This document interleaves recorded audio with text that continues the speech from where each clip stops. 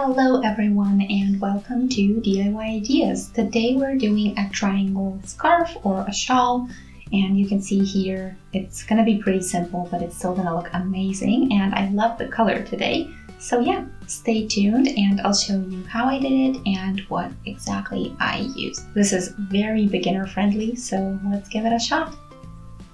So you can stretch it out a little bit. You can see the structure on here, so you can wear it compact like this, or you can of course stretch it out and then show off the pattern itself. So yeah, that's all I have to say. Let's get started.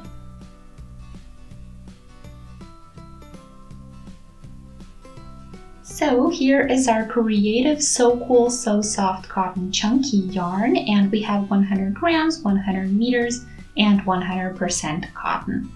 So this time we're using a 7mm crocheting hook or knitting needles in case of a knitting project. And yeah, you can see here in the background what it looks like. It's a lovely pink shade and it's the number 5 if you want the exact same one. And yeah, I'm gonna pull out the middle and we can get started.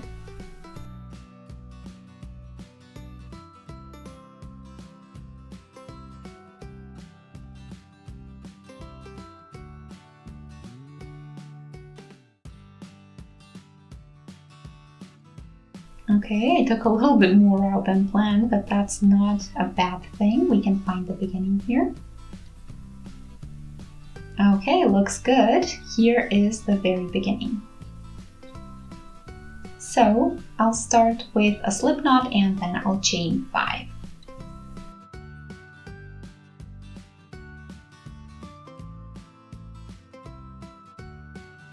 Also, I really like what this yarn looks like when you look a little bit closer. So anyway, we need our 5 chains. Okay, and now we're gonna do a half treble into the first chain that we did. And that means we go through all 3 loops at the same time, and that's what we have for our first row. So now I'm again gonna start with 5 chains for the second row.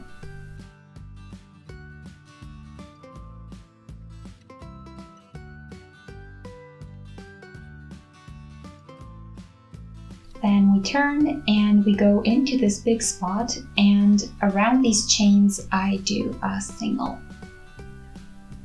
Then we're gonna do 3 chains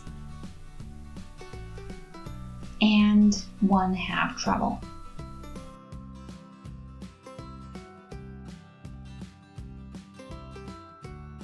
So we did 5 chains, then a single, then 3 chains here, and a half treble.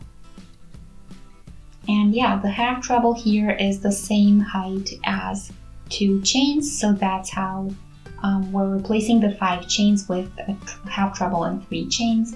That's the same size and length that you can see on the other side with the 5 chains. So this is basically what we're doing just so we can end a row and not end in chains. And we can't start with a half treble, so that's why we're starting with chains. Anyway, let's get started with row number 3. Again, 5 chains to begin, and then we're gonna turn.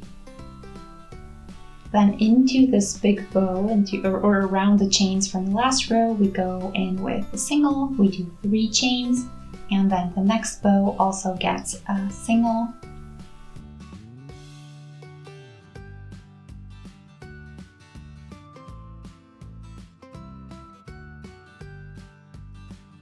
And of course the additions. So now you can see we have here the 2 that we had in the last row, the 2 bows, so now we need the third one. So 3 chains and a single to end with.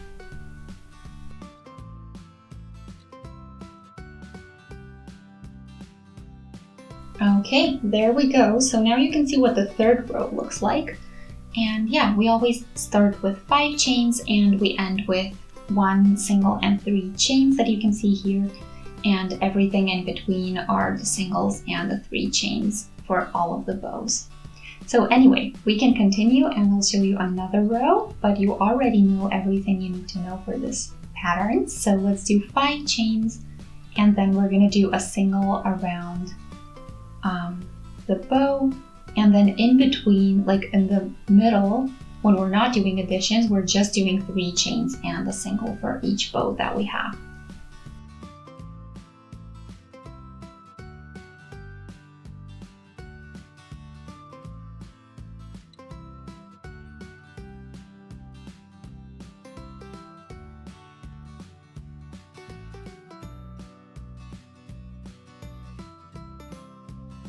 There we go, and now we're done with the entire row. So I have the 5 chains, then 3 and 3, and again the 3 and 5 total, so 3 plus the single at the end. And yeah, you can see what it looks like. It's very light, it's very pretty, and yeah, this is how we're gonna get our big shawl in the end. So let's start row number 5 with 5 chains again.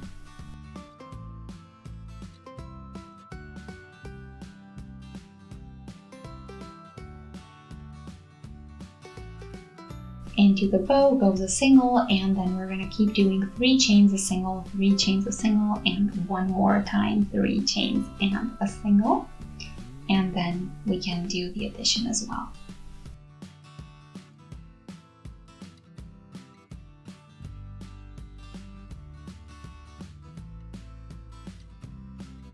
Here is the addition, so 3 chains, and instead of a single we do a half treble to end the row.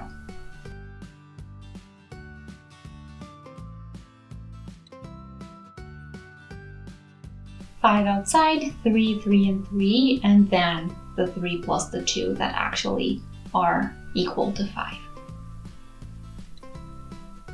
Here is a first update. So I did a little bit more, and you can see what it looks like for now.